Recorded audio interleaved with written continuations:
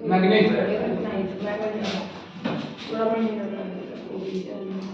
Subject लिया उसने थोड़ा सा नीचे का ठीक है लिखिए। सर अब 11 बजे का बंद कर क्या बंद कर दीजिए जब खड़े हैं ठीक है शुरू कर रहा हूँ। लगभग कितनी होगी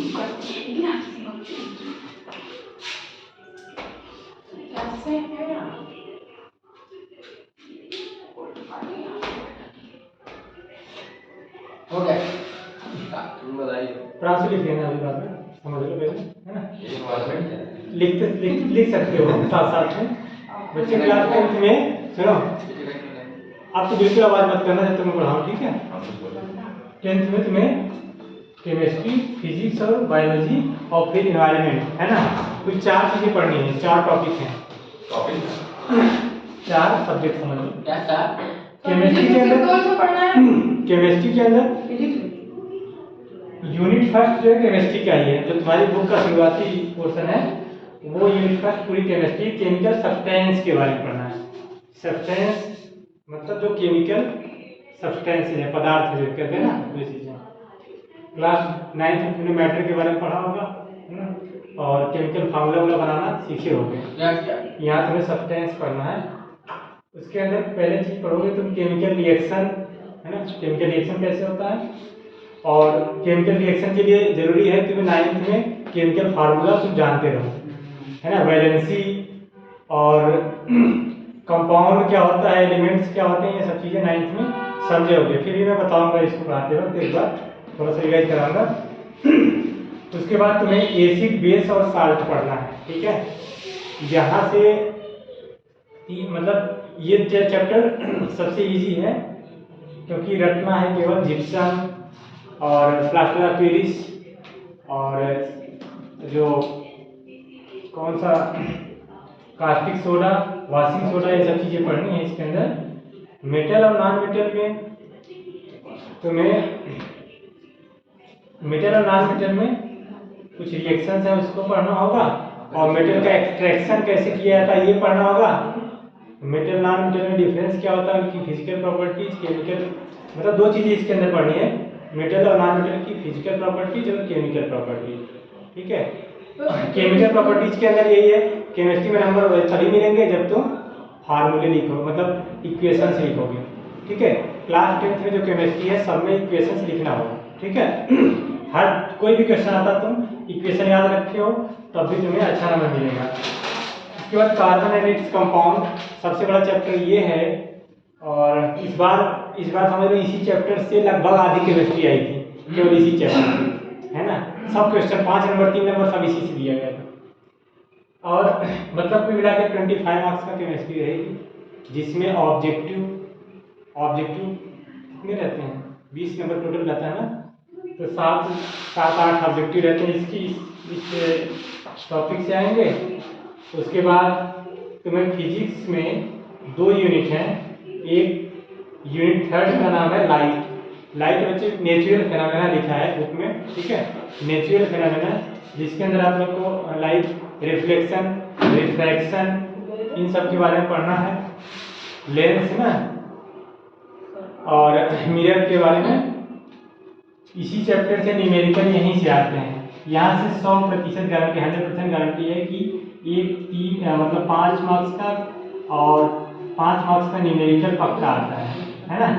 न्यूमेरिकल यही एक चैप्टर है जहाँ से और तुम लोग तो आसानी सभी कर लोगे क्योंकि फिक्स से 3-4 फार्मूले हैं उसी पे बेस्ड आता है टफ नहीं होता है। बस मैं बता दूंगा सही से अगर करोगे तो तुम्हारा फिजिक्स में रटना बिल्कुल नहीं है। दोनों चैप्टर है जहाँ से न्यूमेरिकल आते हैं सीधे ठीक है ना। इलेक्ट्रिसिटी है उसमें भी है इसमें भी पूरी चीज़ें लगभग मैं आउट किया था इस बार भी सारी चीज़ें वही आई थी heating effect of electric current ना और जूल्स लॉ यही सब आया था इस बार भी कि देखो 12 नंबर का ही आएगा 13 नंबर का ही तो इससे केस स्टडीज देखो केस स्टडीज भी आते हैं ना सबसे तो इससे केस स्टडीज आने की ज़्यादा चांसेस रहते हैं है ना। केस स्टडीज प्लस न्यूमेरिकल और प्लस इसमें थियरी आती है मतलब सोलेनॉइड है ना वो है मैग्नेटिक फील्ड करके कुछ है उसको वहाँ से एक क्वेश्चन पक्का आता है इस बार भी आया था आता है और उसके बाद बच्चे बायोलॉजी के अंदर मतलब दूसरी यूनिट जो तुम्हारी सेकंड यूनिट है वो बायोलॉजी है। ये भी अच्छा, ये देखो कितना हो गया, 12 13 25, 25 का ये हो गया और ये 25 मार्क्स का। तो वर्ड लिविंग मतलब जो लिविंग ऑर्गेनिज्म है इसी के बारे में तुम्हें पढ़ना है इसे, है ना, बायोलॉजी में। ऐसा नहीं नॉन लिविंग के बारे में। लाइफ प्रोसेस पहला चैप्टर है उसके अंदर, है ना।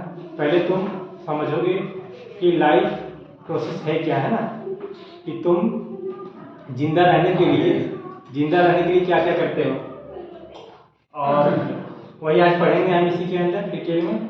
उसके बाद control and coordination in animal and plants. जब तुम जिंदा रहोगे तो फिर तुम्हारे बॉडी के अंदर कंट्रोल एंड कोऑर्डिनेशन, तुम्हारे माइंड मतलब तुम्हारे बॉडी कैसे कंट्रोल रहेगी, है ना। कुछ पागल हो जाते हैं, कुछ भी बोल रहे हैं, कुछ कर रहे हैं, कुछ समझ नहीं आ रहा है, सड़क पे बैठे हैं, घर में बैठे हैं, रूम में बैठे हैं कि यहाँ कोचिंग में बैठे हैं, कुछ भी बोल रहे हैं, गाली दे रहे हैं, तो मतलब उसका कंट्रोल और कोऑर्डिनेशन सही नहीं है, ठीक है। क्योंकि तुम्हारा दिमाग से पूरी बॉडी कंट्रोल होगी ना। तो जो न्यूरॉन्स है ना बच्चे, इन न्यूरॉन्स है मतलब माइंड को इन्फॉर्मेशन जो मिलेगी, है ना, जो सोचोगे तुम तो मतलब जो तुम माइंड में सोचोगे वही चीज़ें एक्शन में होगा, है ना। तुम्हारे हाथ है पैर वही सब करेंगे। तो इन सब में कोऑर्डिनेशन होना चाहिए, तब तुम सही इंसान माने जाओगे, नहीं तो पागल माने जाओगे। फिर जब भाई ठीक ठाक रहोगे तो रिप्रोडक्शन होगा, बच्चे पैदा होंगे, फिर वो भी नया फिर पढ़ेंगे। और फिर अब बच्चे कैसे होंगे, हियरिडिटी एंड इवोल्यूशन। उसमें ये पता रहेगा कि बच्चा बाप का है किसी और का है। कहने का मतलब कभी कभी चेक करना होता है, जैसे जो कोई होता है कि बच्चे पैदा होते हैं ना, पता लगा के दूसरे के बच्चे को दे देते हैं, है ना। अब उनका अब उनके तुम जीन्स अगर चेक करोगे तो तुमको पता चलेगा अच्छा हाँ ये तो मतलब दूसरे का आ गया है। मतलब जो बीमारियां हैं पेरेंट्स में वो चीज़ें बच्चों में भी हो जाती हैं, है ना। क्यों होती हैं उसको पढ़ोगे। कोई पापा मम्मी बहुत छोटे हैं, बड़े मतलब उनके बच्चे छोटे होंगे कि बड़े होंगे, है ना। किसी को हमारे पापा मम्मी छोटे हैं, बच्चा बड़ा हो गया हो जाएगा, तो वो कैसे होता है उसको बताएंगे, है ना। और ये समझोगे कि तो किसी को हेमोफीलिया है ना, उसके पेरेंट्स में किसी को हेमोफीलिया है तो बच्चे में कितनी प्रोबेबिलिटी है जाने की, है ना। हेमोफीलिया बीमारी है और जेनेटिकल बीमारी है, ठीक है। तो ये सारी चीज़ें तुम पढ़ोगे इसके अंदर, है ना। और तुम्हें इसी में पढ़ोगे तुम रिप्रोडक्शन इसी चैप्टर में अंदर, है ना। तुम्हें क्या कहते हैं,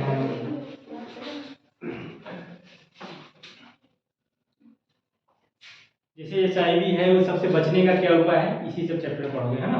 तो इसलिए तुम्हें मैं बता रहा हूँ क्या उपाय मैं बता रहा हूँ। हाँ यूज लॉन्ग लास्टिंग कॉर्ड, ठीक है। तो बच्चे कुल मिला के और लास्ट वाला जो चैप्टर है सुनो, लास्ट जो चैप्टर है तुम्हारा वो आवर एनवायरनमेंट। तुमने सब कुछ समझा, देखो तुमने केमिस्ट्री भी समझी, बायोलॉजी भी समझी, फिजिक्स भी समझा।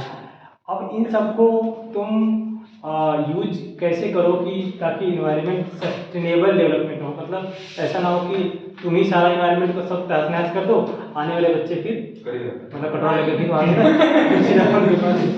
तो इन्वायरमेंट में बैलेंस कैसे होगा बच्चे। तो इसके अंदर मतलब कैसे चलती हैं, जैसे इकोसिस्टम कैसे बना हुआ है ना, कैसे चल रहा है इकोसिस्टम, उसको मेंटेन कैसे रखना है, ये सारी चीज़ इन्वायरमेंट पढ़ना है।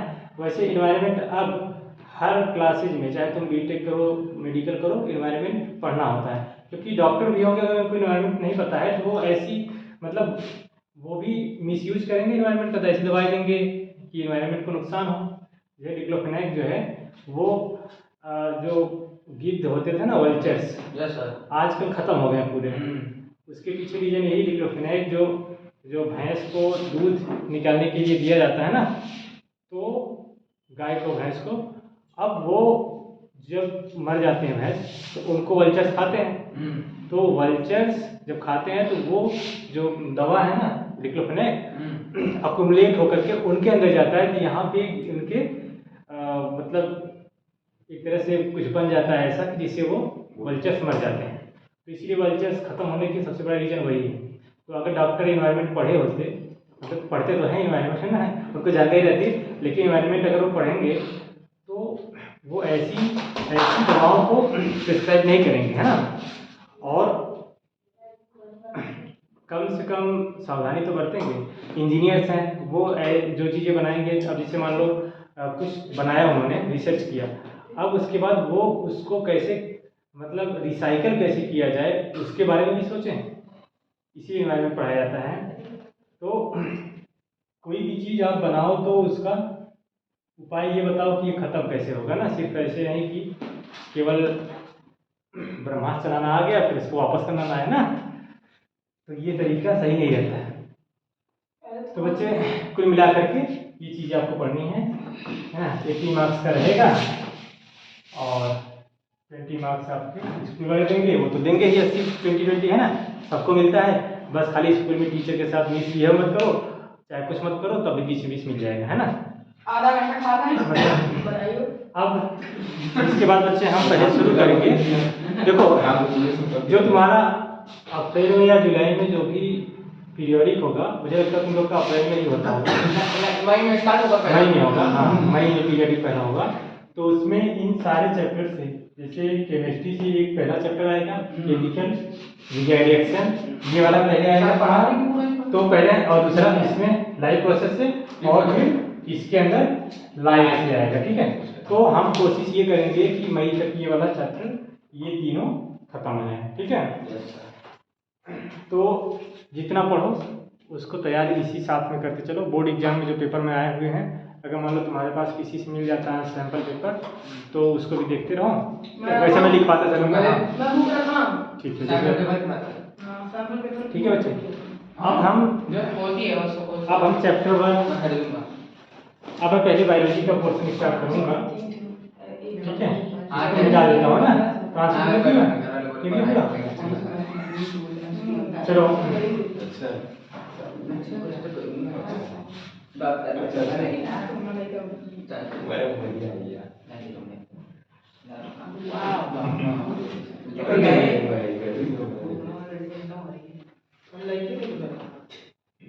अब तुम्हें पहले चैप्टर बच्चे यही लाइव प्रोसेस ही पढ़ना है।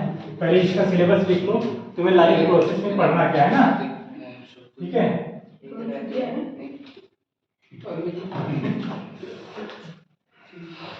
अरे हाँ, ये फोटो दिखा दे। अब इसका पूरा सिलेबस लिखो, इसका सिलेबस या तो लिखो, मैं बोलूँ तेजी से हो जाएगा, है ना।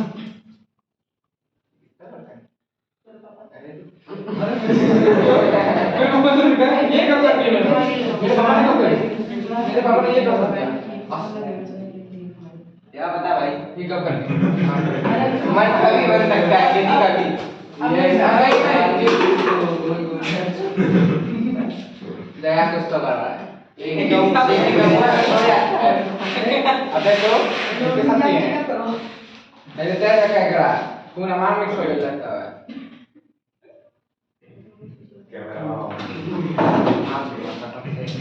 क्या नाम है? क्या? अच्छा बच्चे सिलेबस, एक मिनट सिलेबस लिखवाता हूँ, कैसे खुला था? मेरे बहन को का